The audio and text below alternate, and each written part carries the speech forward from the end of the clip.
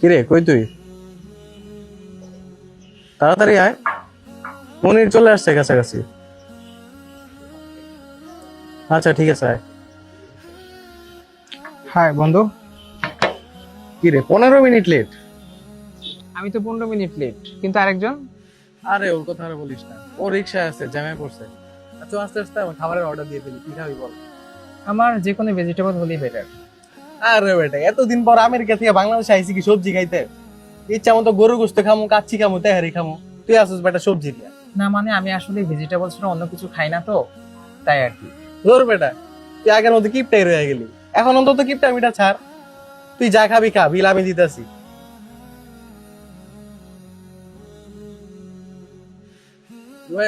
বল কি খাবি?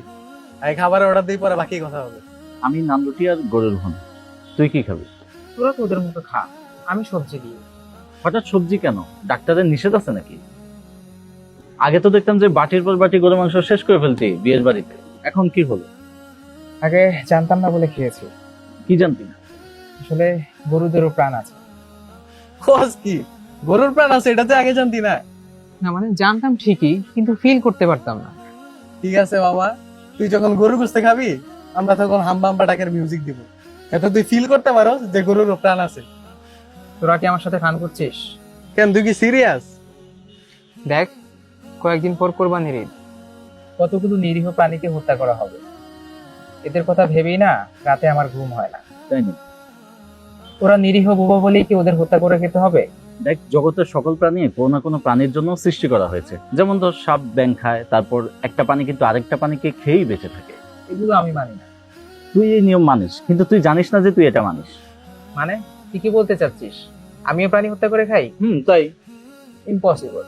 বরং এটাই পসিবল, তুই যেটা বলছিস সেটা ইম্পসিবল। কিভাবে? তাহলে বৈজ্ঞানিক যুক্তি দিয়ে দেখা। আচ্ছা দেখ, তুই কি খাবি, মানে কি খেয়ে বাঁচবি তুই? কেন, সবজি খেয়ে বাঁচবো। সবজি মানে সবজি কিভাবে হয়? গাছ থেকে। গাছেরও তো প্রাণ আছে। সবজি খাচ্ছিস মানে তুই প্রতিদিন কতগুলি প্রাণ হত্যা করছিস সেটা কি ভেবে দেখেছিস? তাইলে তো মামা তোর ওষুধ সিরাপ খায়া থাকা ছাড়া আর কোনো বুদ্ধি দেখতেছি না। অবশ্য হাওয়া বাতাসকে কতক্ষণ টিকে থাকা যায় তা নিয়ে একটা গবেষণা হইতে পারে। কিন্তু বাতাসেও যে পরিমাণ ব্যাকটেরিয়া আমাদের শ্বাস প্রশ্বাসের কারণে মারা যাচ্ছে, তাদেরও কিন্তু প্রাণ আছে। বিজ্ঞান কিন্তু সেটাই বলে। তাইলে তো মামা তোর না খায়া থাকা ছাড়া আর কোনো গতি দেখতেছি না। আসলে বন্ধু, এইভাবে না কখনো ভেবে দেখিনি। এভাবে না হয় ভেবে না দেখি, কিন্তু কোরবানির যে একটি অর্থনৈতিক গুরুত্ব আছে সেটা কখনো ভেবে দেখেছিস? কুরবানির আবার অর্থনৈতিক গুরুত্ব কি? এই যে দেখ, শুধুমাত্র কোরবানি ঈদে কেন্দ্র করে, গরু কোরবানিকে কেন্দ্র করে আমাদের দেশে অর্থনীতিতে কি পরিমাণ প্রভাব পড়ে সেটার বিস্তারিত কিন্তু তুই এখানে পেয়ে যাচ্ছিস। বাংলাদেশে প্রতি বছর কোরবানির ঈদকে ঘিরে তৈরি হয় দেশের অন্যতম বৃহৎ মৌসুমী অর্থনৈতিক চক্র।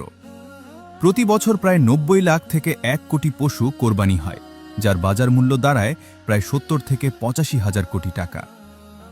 কোরবানিকে কেন্দ্র করে চামড়া শিল্পে ৩ থেকে ৫ হাজার কোটি এবং ফ্রিজ ও ইলেকট্রনিক্স খাতে প্রায় ৫ হাজার কোটি টাকার বাজার তৈরি হয়। এছাড়া মশলা ও খাদ্যপণ্যে ২ থেকে ৪ হাজার কোটি, পশুখাদ্যে ২ থেকে ৩ হাজার কোটি, পরিবহন ও পশুর হাটে প্রায় ২.৫ হাজার কোটি, কসাই শ্রমিক খাতে ১.৫ হাজার কোটি এবং কামার শিল্পে প্রায় ৬০০ কোটি টাকার লেনদেন হয়। এছাড়াও কয়েক বছর আগেও কোরবানির বাজারে ভারতীয় গরুর আধিক্য দেখা গেলেও এখন দেশের প্রান্তিক খামারিরা দেশীয় গরু পালনে ব্যাপকভাবে এগিয়ে আসায় কোরবানির বাজারে ভারতীয় গরুর উপস্থিতি প্রায় শূন্যের কোঠায় নেমে এসেছে। ফলে কোরবানি কেন্দ্রিক এই বিশাল অর্থনৈতিক প্রবাহ এখন আরও বেশি শক্তিশালী করছে দেশের গ্রামীণ অর্থনীতি, স্থানীয় খামারি ও ক্ষুদ্র উদ্যোক্তাদের। এই দেখ বেটা, এই ক্যাপ চামড়ার, এই যে বেল দেখতেছস, এটাও গরুর চামড়া দিয়া তৈরি। একটু পর যে পার্টস থেকে টাকা দিব, এইটাও গরুর চামড়া দিয়া তৈরি। চামড়া শিল্প এই দেশের দ্বিতীয় বৃহত্তম রপ্তানি পণ্য। তুই এটা জানিস কিভাবে? এখান থেকে কিভাবে গরুর চামড়া দিয়ে তৈরি ব্যাগ, ক্যাপ, বেল্ট ইত্যাদি আমেরিকায় রপ্তানি করা যায়, এই ব্যাপারে কথা বলার জন্য আমি তোদেরকে এখানে ডাকছি। তাই নাকি? হ্যাঁ। আচ্ছা এই চল, আজান হয়েছে, নামাজটা পড়ে আসি। আচ্ছা তোরা যা, আমার একটু সমস্যা আছে তো, তোরা যা। কেন, এখন আবার কি সমস্যা?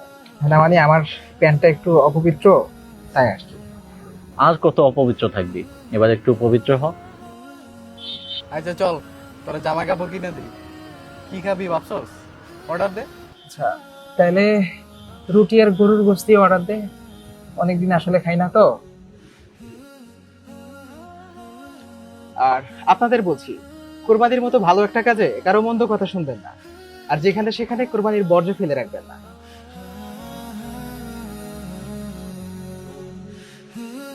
আসুন্নাহ ফাউন্ডেশন, উম্মার স্বার্থে সুন্নাহর সাথে।